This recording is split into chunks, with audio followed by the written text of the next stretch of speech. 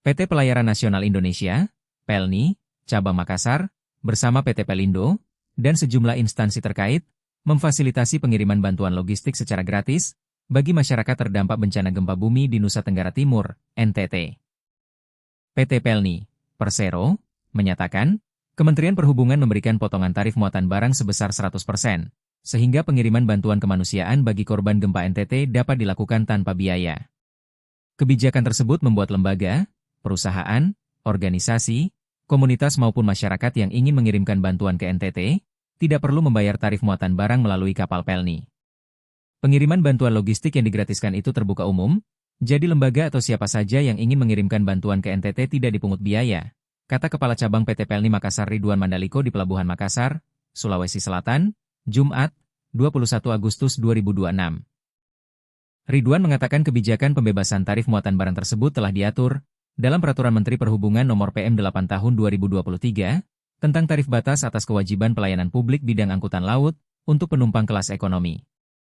Ia menjelaskan masyarakat maupun lembaga yang ingin menyalurkan bantuan cukup menyerahkan logistik ke posko layanan terpadu di Pelabuhan Makassar atau kantor PT Pelni Cabang Makassar untuk selanjutnya diangkut menggunakan kapal Pelni yang melayani rute menuju wilayah NTT.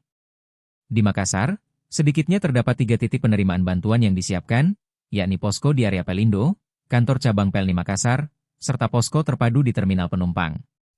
Bantuan yang terkumpul nantinya akan mengikuti jaringan pelayaran kapal Pelni dengan tujuan dan pelabuhan persinggahan di NTT, sehingga distribusinya dapat menjangkau sejumlah wilayah terdampak.